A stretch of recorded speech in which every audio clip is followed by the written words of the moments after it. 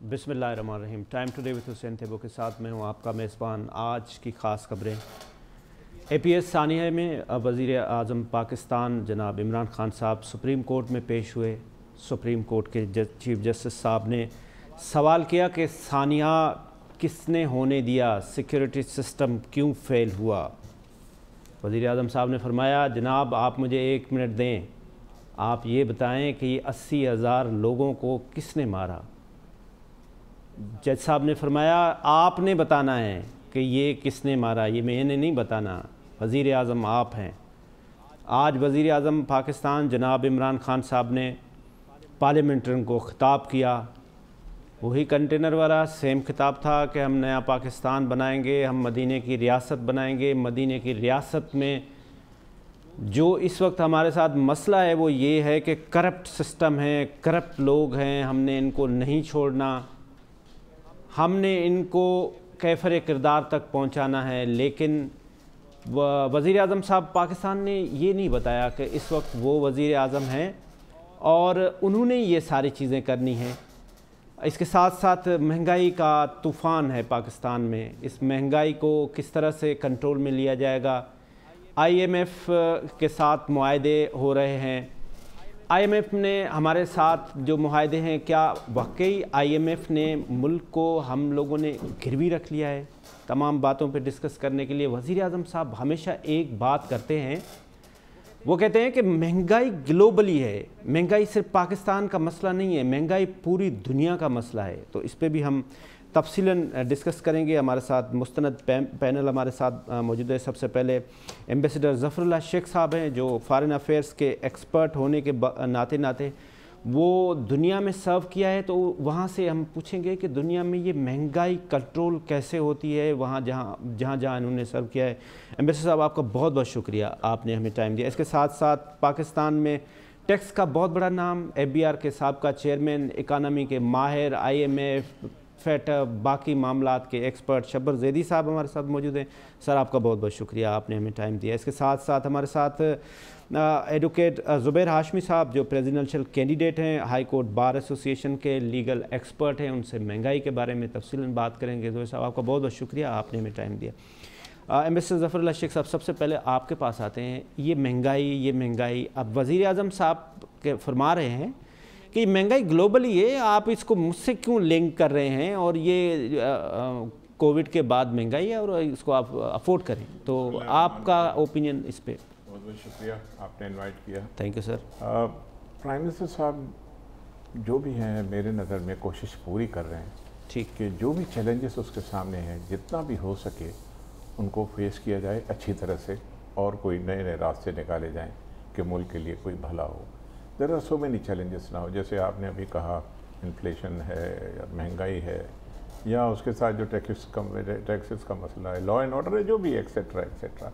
मैं बाहर रहा हूँ इतने मुल्कों में, जो आपने ख़ास करके जो एक सवाल पूछा है कि जब महंगाई उन्हें वहाँ मुल्कों में होती है तो वो क्या करते हैं। जी बिल्कुल, मेरा ख्याल है प्राइम मिनिस्टर साहब ने सही कहा। अगर, क्योंकि शब्बर ज़ैदी साहब भी यहाँ बैठे हैं, अगर वो फिगर्स लिए जाएं और पेट्रोल की प्राइसेस, गैस की प्राइसेस, सारी चीज़ें ली जाएं, तो जो भी कहा जा रहा है वो सही है कि जी इस परसेंटेज से हमने ये नहीं बढ़ाया, फला मुल्क जो है फिर भी प्राइसेस हमारे उनसे कम हैं, कैसे भी हैं, मगर वहाँ सब चीज़ होती है, वहीं भी ये चीज़ें होती हैं, उनका इफेक्ट होता है। मगर there is one thing which is not in existence in Pakistan, वो है social insurance schemes. Okay, social security. मैं जर्मनी में हूँ, जर्मनी की अब मिसाल इसी वजह से दे रहा हूँ, तो Germany is one of the countries where the social security system is very very successful.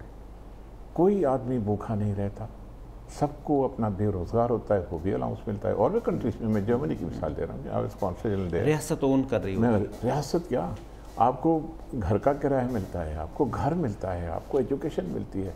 मेरे पास लोग आते थे टूरिस्ट वीज़ा लेने के लिए, मैं कहता हूँ भाई तुम कहाँ जा रहे हो, कहता है कि नहीं हमारी हर चीज़ सिक्योर है, ये this is the welfare state, और हमारे हर चीज़ जो है जो भी है वो सब टेक केयर करते हैं, अगर कुछ भी हो जाए तो उसका कोई मसला नहीं होता। ये चीज़ अगर पाकिस्तान में आ जाए, आई टेल यू, ये जो भी बातें हैं वो सच हैं, मगर उसका इम्पैक्ट इसी वजह से होता है कि न तनख्वाह बढ़ती है यहाँ की, جس طرح سے ٹیکسز لیتے ہیں، ٹیکسز کیوں لیتے ہیں؟ ہمارے ایکسپرٹ بیٹھے ہیں جو فارمر چیئرمین میں یہ خود آپ کو بتائیں گے کہ ٹیکس کیوں لیا جاتا ہے۔ ٹیکس لیا جاتا ہے کہ سروس دی جائے۔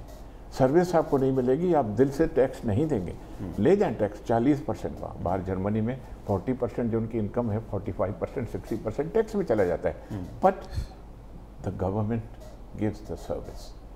یہ دو چیزیں آ جائیں، جو ٹیکس کلیکٹ کیا جاتا ہے اس میں سے اگر پبلک کو سروس دی جائے، سوشل انشورنس کمپنی اپنا جو اسکیمز یہ ساری کی جائیں۔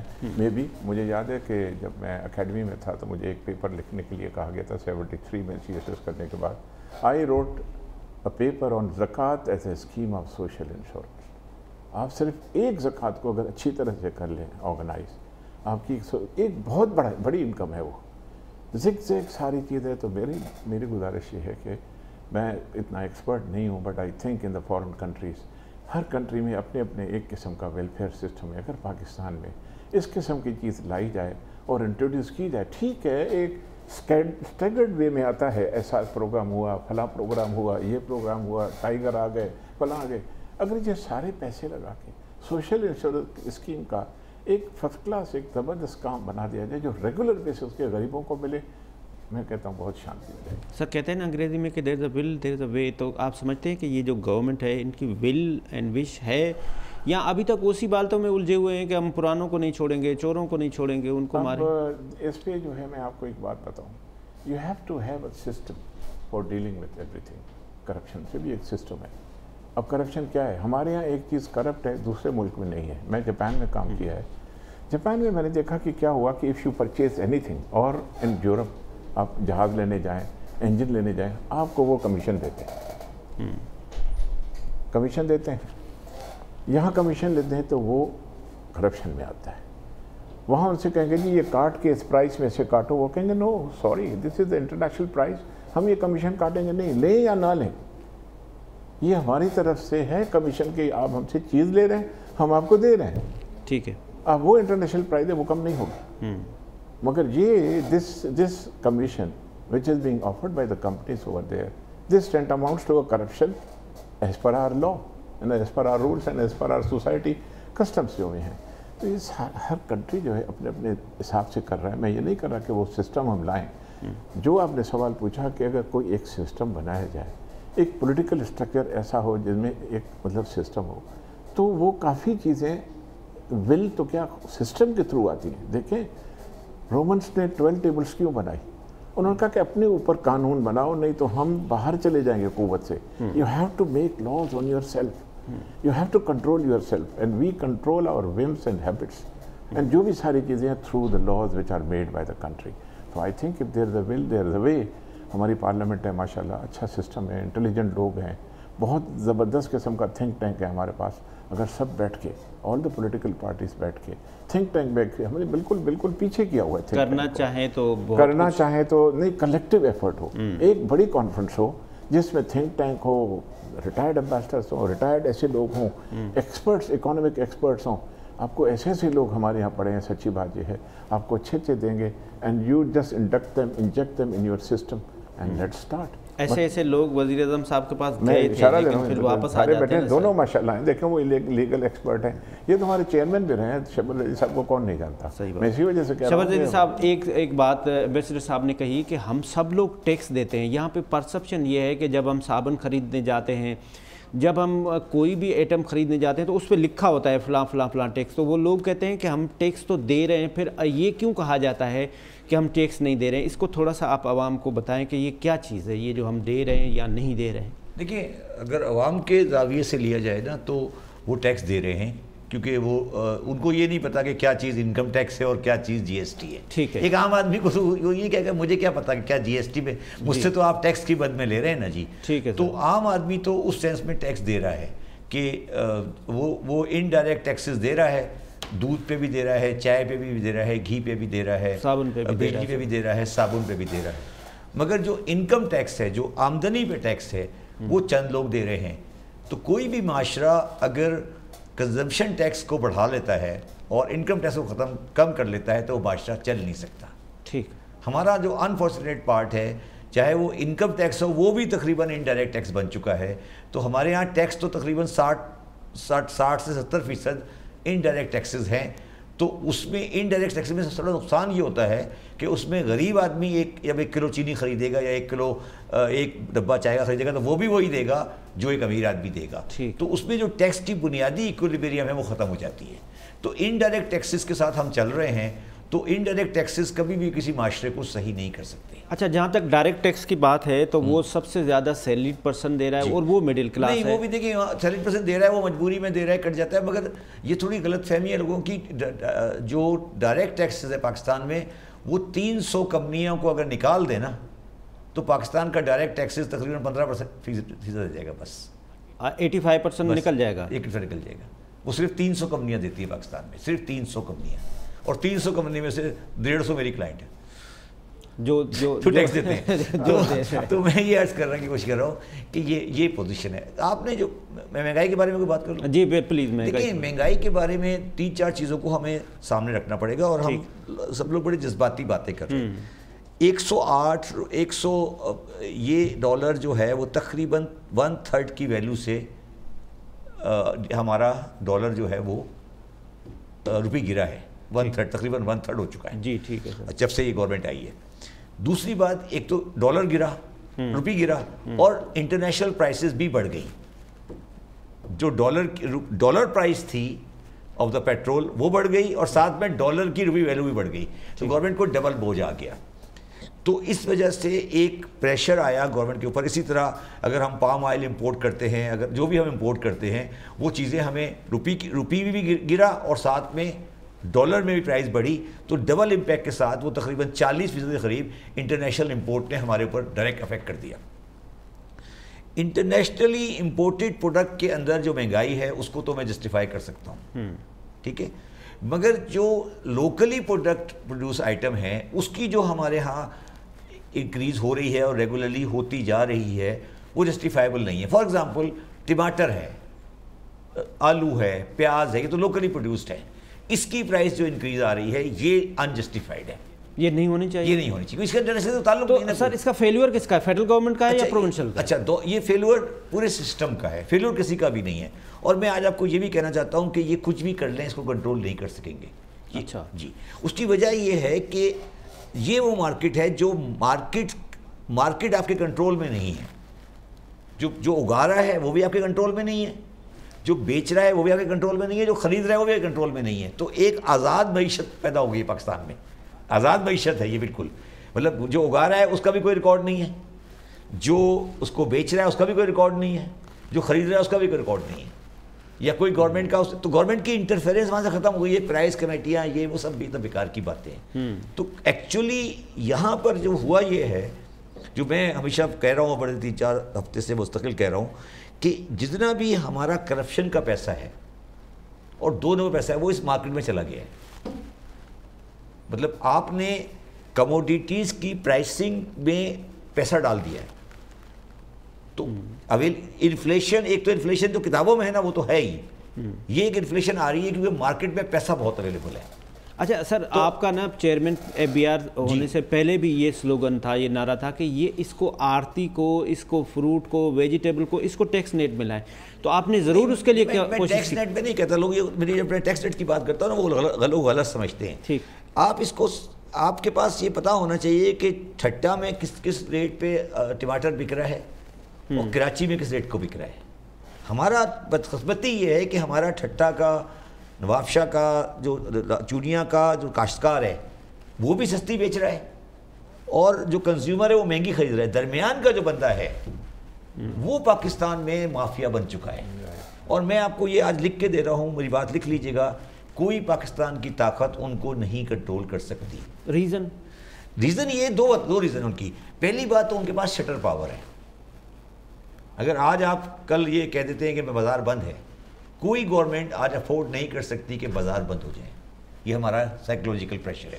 ہڑتال, ریٹ آف اسٹیٹ کو تو مینٹین کرنا پڑے گا. اسٹیٹ کہاں, کون سی اسٹیٹ دی؟ اسٹیٹ کیسے کرے گی؟ میں جب چیئرمین تھا FBR میں نے دکانداروں پہ ہاتھ ڈالا تھا CNIC کارڈ کے لیے 40,000 روپے پہ. تو کیوں نہیں چلا وہ آج تک؟ میں تو آ گیا میں تو دسمبر 2019 میں واپس آ گیا تھا. آج 21 سے بیٹھے ہیں. یا تو اس قانون کو آپ نکال دیں کتابوں سے. وہ کیوں نہیں آج تک آیا؟ مجھے بتائیے نا کیوں نہیں آیا آج تک؟ اس لیے کہ دکاندار تیار نہیں ہے. دیکھیے بات یہ ہے حسین صاحب کہ ہمارا پرابلم یہ ہے کہ ہم معیشت کے بارے میں سیاسی گفتگو کرنا شروع کر دیتے ہیں کہ یہ عمران خان نے یہ کیا، نواز شریف نے یہ کیا، زرداری صاحب نے کیا. یہ سیاسی مسئلہ نہیں ہے، یہ ایک معاشرتی اور معاشی مسئلہ ہے کہ ہماری جو اکنومی ہے اس کا سسٹم کیا ہے. اس کو سمجھے پہلے کہ چینی کا مثال لے لیں نا. آپ نے چینی کمیشن بنا دیا، ٹھیک ہے، اور دنیا کا ہر قانونی ادارہ FIA DIA PIA سب لگا دیے نا، اور چینی کی قیمت 1.5 روپے کلو پھر بڑھ گئی اس دفعہ. ٹھیک ہے، اس کی وجہ کیا ہے؟ اس کی وجہ یہ ہے کہ پاکستان میں 86 شوگر ملے ہیں، ٹھیک، تقریباً 100 سے اوپر ملے ہیں. وہ زرداری صاحب کی بھی ہے، وہ نواز شریف کی بھی ہے، وہ چودھری شجاعت کی بھی ہے، وہ اسلام آباد والے سرفراز صاحب کی بھی ہے. زیادہ تر شوگر ملے پولیٹیشینز کی ہیں یا پولیٹیکلی ہارون اختر صاحب کی بھی ہے، جہانگیر ترین صاحب کی بھی ہے، جہانگیر ترین صاحب کی بھی ہے، خسرو بختیار صاحب کی بھی ہے. میں ساری زندگی اس فائنینس کا آدمی رہا ہوں، ٹھیک ہے، اور چیئرمین FBR بھی رہا ہوں.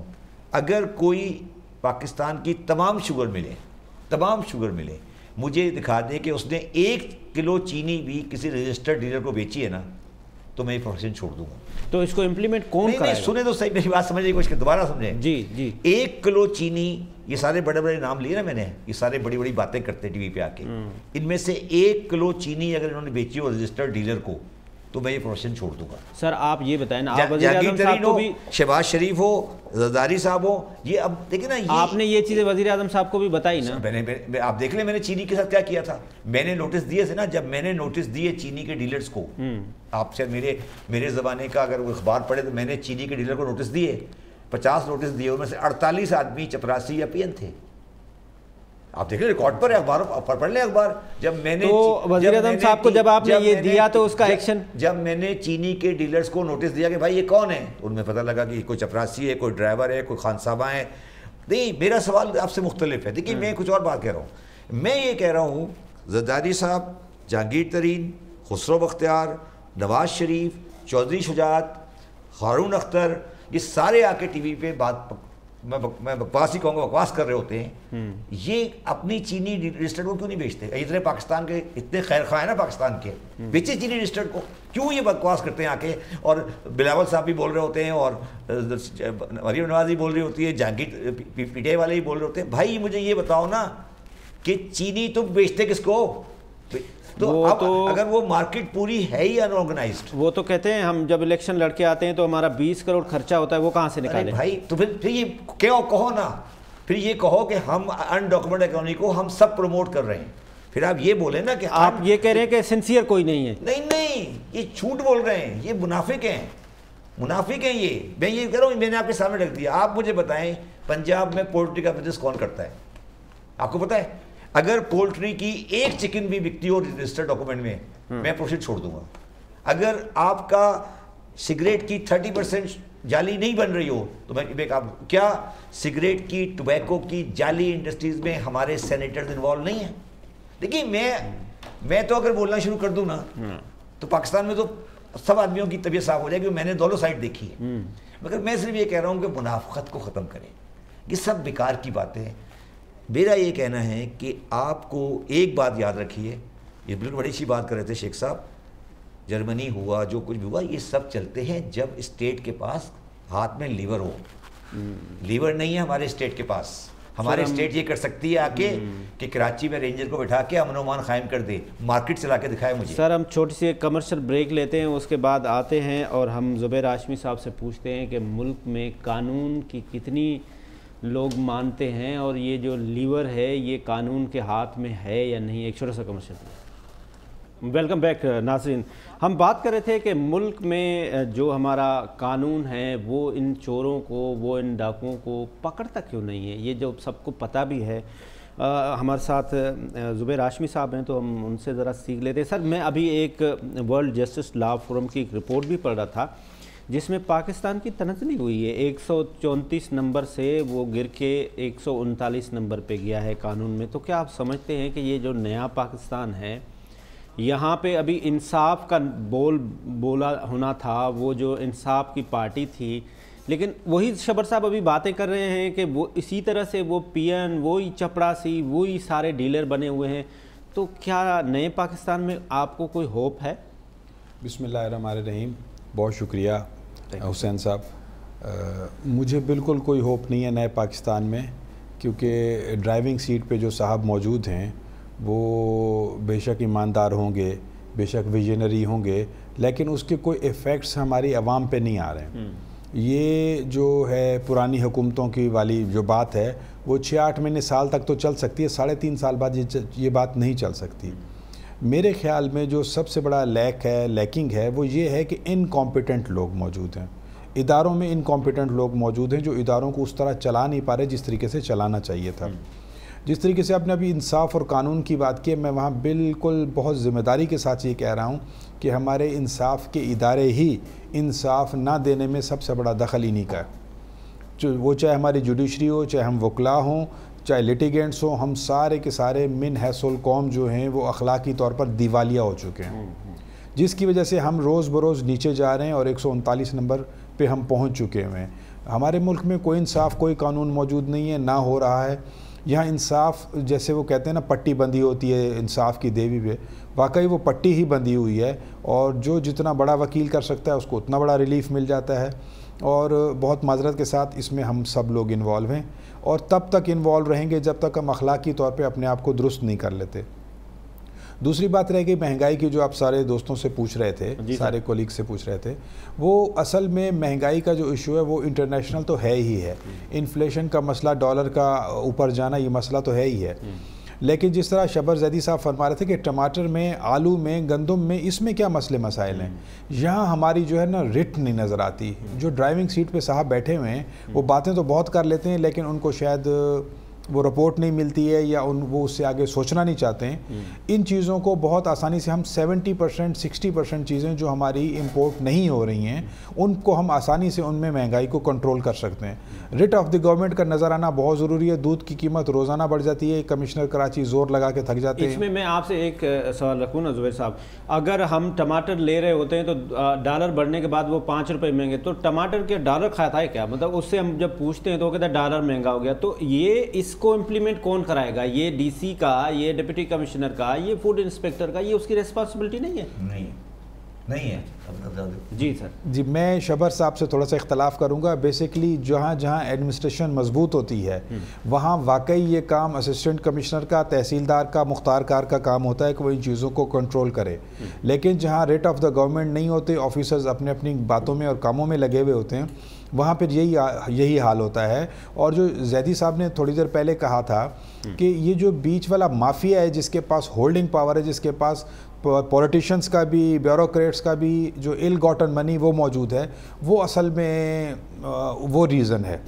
وہ اس طرح سے مینیپولیٹ کرتے ہیں کہ ابھی فصل اتری نہیں ہوتی ہے تو وہ 2-2 3-3 سال کے ایڈوانسز دے دیتے ہیں فارمرز کو. فارمر غریب ہوتے ہیں, ان تک وہ پیسہ نہیں پہنچ پاتا. جیسے سر فرما رہے تھے کہ ٹھٹھا میں ٹماٹر 10 روپے سے 20 روپے کلو بک رہا ہوتا ہے, کراچی میں 150 سے 200 روپے کلو بک رہا ہوتا ہے. صرف 100 کلومیٹر کا فاصلہ ہے. تو اس میں جو ایل گاٹن منی کا جو انوالومنٹ ہے وہ بہت زیادہ ہے, چونکہ ہولڈنگ پاور ہے آڑتی کے پاس, اور آڑتی مینیپولیٹ کر رہا ہے. اور جو گورنمنٹ کے پاس چونکہ وہ ویئر نہیں ہے, وہ نظر نہیں ہے کہ وہ آڑتی کو کنٹرول کر سکے, اس وجہ سے یہ سارا معاملہ ہے. ڈالر کا بہانہ کر کے ٹماٹر کو بھی بڑھا دیا جاتا ہے, آلو کو بھی بڑھا دیا جاتا ہے, انڈے کو بھی بڑھا دیا جاتا ہے. یہ بیسیکلی تو آپ کہہ رہے ہیں کہ یہ گورننس کا فیلیور ہے. سر ایک سوال چھوٹا سا ہے. جی اگر میں ایک دکان پہ 4 روپے کلو ٹماٹر کی جگہ پہ 40 روپے بیچ رہا ہوں, ٹھیک ہے, تو میرا سوال ہے, میں قانون نہیں جانتا, مجھے کس لاء میں پکڑیں گے؟ اچھا, کون سی ایف آئی آر ہوگی میرے خلاف؟ ٹھیک بات ہے. وہ کہتے ہیں کہ جی میں کہہ رہا ہوں یار میں 40 روپے بیچ رہا ہوں, آپ نے لینا ہے لے, نہیں لینا نہیں لے جائے, تو مجھے کون سا کمیشن آ کے کون سی ایف آئی آر میرے خلاف کرے گا؟ نہیں, اگر وہ پرائس کنٹرول لسٹ کے تحت کون سے لاء میں, میں یہ پوچھ رہا ہوں آپ سے. اچھا, میں آپ سے یہ پوچھ رہا ہوں کہ کون سے قانون میں میرے خلاف ایف آئی آر ہوگی, مجھے یہ بتاؤ. میں کہہ رہا ہوں یار میں یہ چائے 50 روپے کی دے رہا ہوں, آپ سنیں میری بات، پرائس لسٹ کو وائلیشن پہ بھائی پرائس لسٹ کون سے لاء میں ہے وہ؟ میں یہ پوچھ رہا ہوں، اسینشیل کموڈٹی میں ہوتی ہے وہ. اچھا جی. تو بھائی ٹماٹر اسینشیل کموڈٹی میں کب سے ہے؟ میں سمجھنے کی کوشش کریں. آپ بتائیں ہمارے ناظرین کو. آپ میں یہ پوچھ رہا ہوں نا کہ میں کہہ رہا ہوں میری ایک دکان ہے ٹماٹر کی، میں ٹماٹر بیچ رہا ہوں 80 روپے کلو.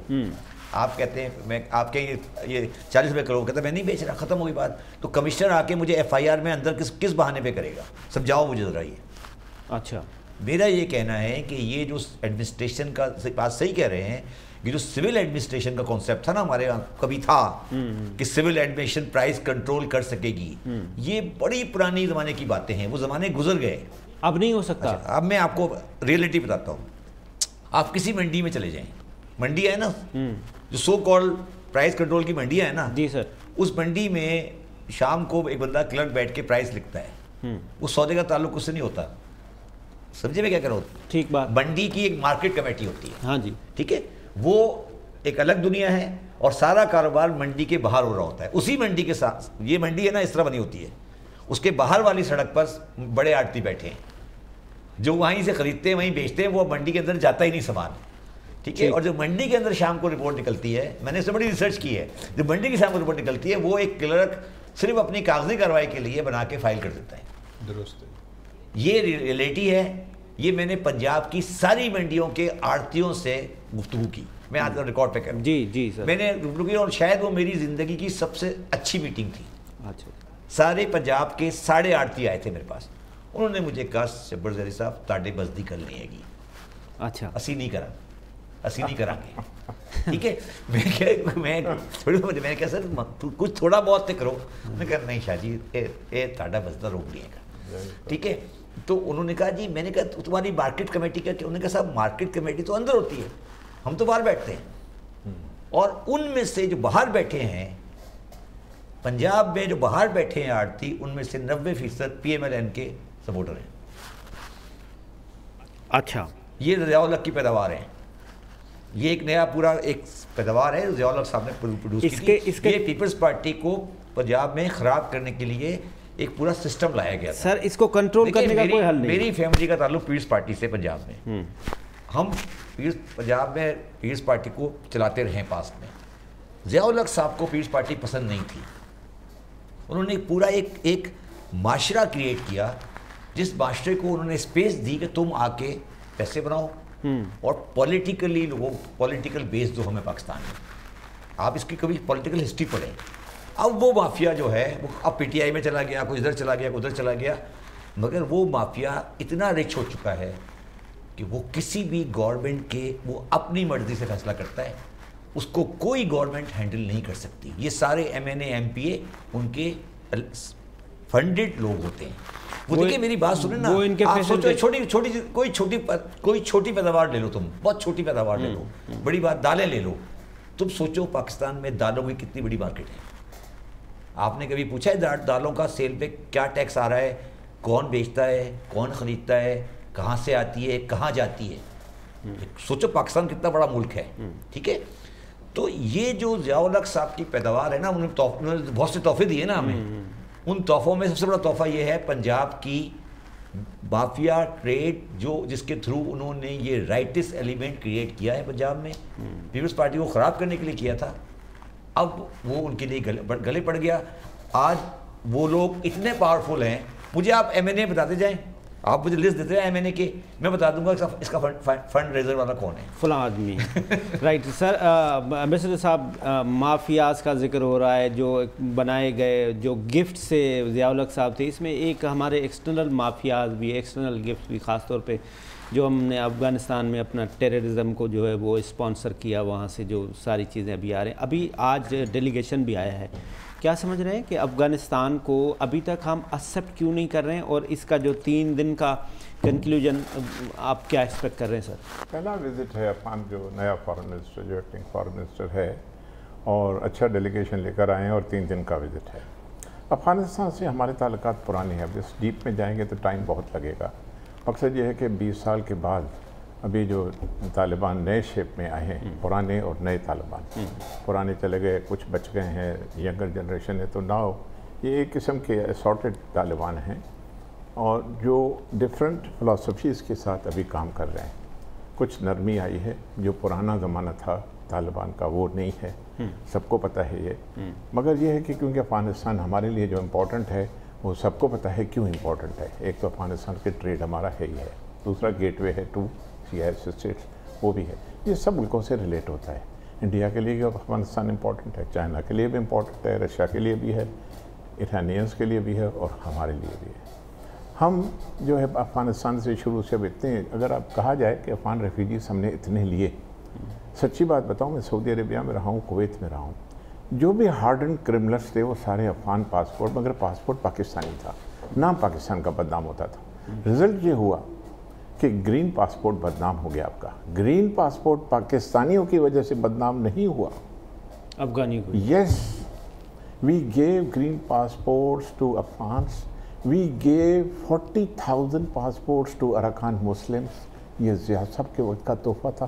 ان تحفوں میں سے یہ تحفہ جو میں فارن آفس کے تھرو بتا رہا ہوں، we gave thousands and thousands of passports to Bengalis اور دوسروں کو. ابھی افغانس کے اتنے بڑھتے جا رہے ہیں، آپ کو نادرا میں خود پتہ ہے کہ کون سے بلیک شیپ وہاں ہیں، کیا کیا وہاں ہو رہا ہے.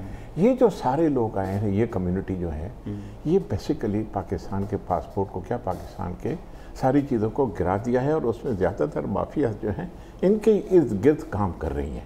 مافیا ہر ملک میں ہیں، بٹ جیسے میں پہلی بات پہ آؤں گا، جرمنی میں بھی ہیں، یورپ میں بھی ہیں، ٹرائنگلس بھی ہیں، گولڈن ٹرائنگلس بھی ہیں. وہاں سے کلٹیویشن کہاں سے کہاں چیزیں جاتی ہیں، جیسے انٹرنیشنل مافیا کا آپ نے کہا. مگر ملک جو ہے وہ کہتے ہیں کہ جی یہ ساری چیزوں کے بیچ میں رہ کے بھی فنڈنگ بھی ہوتی ہے ان کی. امریکہ میں کون فنڈنگ کرتا ہے؟ نارملی کہتے ہیں، مجھے تو خیر میں امریکہ میں رہا تو نہیں ہوں، وہاں کہتے ہیں جی جیوز فنڈنگ کرتے ہیں، ان کی فنڈنگ ہوتی ہے. مگر ان کا ایک سسٹم قائم کیا ہوا ہے انہوں نے بیٹھ کے ساری چیزوں کا ملک کو چلانے کے لیے ایک سسٹم کیا ہوا ہے. دیکھیں وہ چلانا ہوتا ہے، ایک کلاس ہو، ایک گھر ہو، کوئی بھی ہو، جیسے بھی ہو. ایک بڑا مافیا مین ہوتا ہے، وہ چوری کر کے کہتے ہیں جی وہ پھر غریبوں میں بانٹتا ہے. سسٹم کیا ہوا ہے اس نے ایک قسم کا، ہے مافیا کا آدمی، مگر وہ جا کے دے دیتا ہے. میں یہ کہہ رہا ہوں کہ ہمارے ملک میں اگر کوئی اچھا سا سسٹم ہو جائے، یہ چیزیں آہستہ آہستہ خود بخود ایلیمنیٹ ہو جائیں گے. مگر کچھ چیزیں اگر آپ کی یہ اس قسم کی ڈیموکریسی ہے جو پاکستان میں امریکن ڈیموکریسی نہیں چل سکتی، because you don't have education. لوگوں کو مینیفیسٹو کا پتہ نہیں ہے. آج مجھے پڑھا لکھا صرف بتا دے what is the difference between socialism capitalism میں کیا فرق ہے، نہیں بتا سکتا. بالکل صحیح کہہ رہے ہیں. پوائنٹ یہ ہے. دیکھیے بڑی اچھی بات کی انہوں نے، مگر میں آپ کو آج ایک قوم کے لیے ایک بات کرنا چاہتا ہوں اور اسے کرنا ہے. ابھی پاکستان نے بارٹر ٹریڈ الاؤ کی ہے افغانستان کے ساتھ، ٹھیک ہے. اب افغانستان ریکگنائز نہیں ہے. اب ان کو اس وقت روپے چاہیے، ڈالر چاہیے باہر کے لیے. اگر آج آپ افغانستان کی بارڈر کلوز کرتے ہیں، کل ڈالر کی پرائس 3 روپے کم ہو جائے گی. میری بات سمجھے کیا ہوئی؟ پاکستان نے ڈبل غلطی کی ہے. افغانستان ریکگنائز نہیں ہے، وہ ٹریڈ نہیں کر سکتا. آپ بات کر رہے ہیں کہ بارڈر کو اگر آج کلوز آج کریں 3 روپے ڈالر کم ہوگا، 3 روپے کم از کم 4 روپے. اس لیے کہ ہو یہ آپ نے 2 غلطیاں کی نا. ایک نے بارڈر ٹریڈ الاؤ کی. اب افغانستان جو اس وقت امپورٹ کر رہا ہے چیزیں باہر سے، وہ ڈالر کر ہی نہیں سکتا آفیشیلی، تو کیونکہ ریکگنائز ہی نہیں ہے. تو کہاں سے لا رہا ہے وہ ڈالر؟ ہمارا ڈالر جا رہا ہے. Try to understand. Sir Kamal کون رہا ہے وہ بتائیں. تو ہمارا ڈالر جا رہا ہے بھائی. یہ بات آپ سمجھے نا میں کیا کہہ رہا ہوں. میں نہیں آ رہی ہے، سمجھ میں آ رہی ہے، مگر ہمارے تو اسٹریٹجک ریزن ہوتے ہیں نا سر. اب 3 مہینے ہو چکے ہیں، 2.5 مہینے ہو چکے ہیں افغانستان کو طالبان کو آئے ہوئے. ان کی ریکگنیشن انٹرنیشنل نہیں ہے. وہ گاڑیاں، موبائل، یہ وہ کہاں سے خرید رہے ہیں؟ ڈالر کہاں سے لا رہے ہیں وہ بتائیے ذرا مجھے. ان کی اکاؤنٹ فریز ہیں. وہ ڈالر ہمارے مارکیٹ سے اٹھا رہے ہیں، وہ ہمارے مارکیٹ ڈالر اٹھا رہے ہیں. آج آپ میری بات سنیں، ابھی جا کرنسی ڈیلر کو جا کے پوچھیں، وہ بولتا ہے میرے پاس 180 کا بائر اویلیبل ہے. کون ہے وہ بائر؟ افغانی ہے جی. تو یہ تو ہمیں عذاب ہمیں سمجھنے کی کوشش کریں نا، ہم کس عذاب میں پھنسے ہوئے ہیں.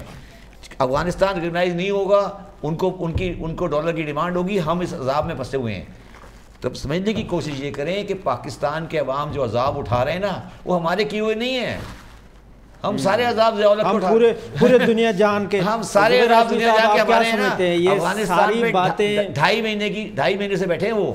وہ گاڑی ٹیلی فون یہ وہ کہاں سے امپورٹ کر رہے ہیں, ڈالر کہاں سے آ رہا ہے ان کے پاس؟ بالکل بتائیں نا, وہ سارے ہمارے ڈالر جا رہے ہیں. سر یہ انٹرنل, یہ سر آپ نے ایکسٹرنل دونوں چیزیں سنی. آپ پریزیڈنشل کینڈیڈیٹ بھی ہیں ہائی کورٹ بار ایسوسیشن کے, تو کیا سمجھتے ہیں کہ ملک میں ان چیزوں کے لیے لیجسلیشن بھی ہو رہی ہے سیریسلی؟ آپ اور وکلا اور ہماری جوڈیشل سسٹم اور ہمارا لا فارم کچھ کر رہے ہیں اس کے اوپر؟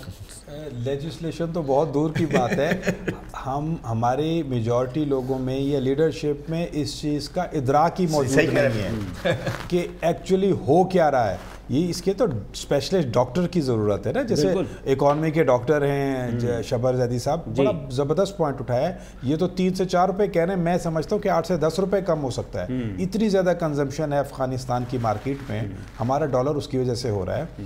لیکن جو لوگ, میں پھر اسی بات پہ آؤں گا, جو لوگ ڈرائیونگ سیٹ پہ بیٹھے ہوئے ان کو شاید اس چیز کا ادراک ہی نہیں ہے. وہ یہ ویژن ہی نہیں رکھتے ہیں کہ معاملات کو سینسیبلی کس طریقے سے چلایا جا سکتا ہے. ایک ہی بات پہ ڈٹ گئے کہ چوروں کو پکڑیں گے. ہاں, چوروں کو پکڑنا ہے, 3.5 سال میں کسی کو نہیں پکڑ سکے. دوسری یہ بات ہے کہ بس مطلب میں اس کو مذاق خیز ہی کہوں گا کہ یہ دونوں لوٹی ہوئی دولت واپس کر دیں, میں مہنگائی کم کر دوں گا.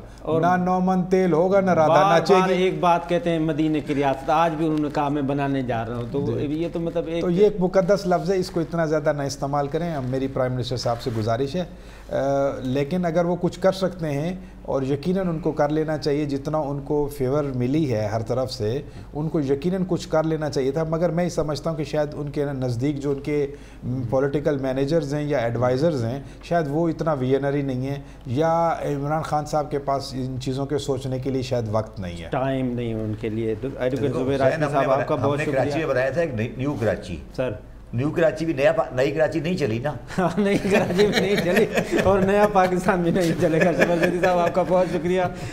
ظفر اللہ شیخ صاحب آپ کا بہت شکریہ. آج کا پروگرام کا ٹائم ختم ہوا. جہاں بھی رہیں خوش رہیں. خدا حافظ. پاکستان سے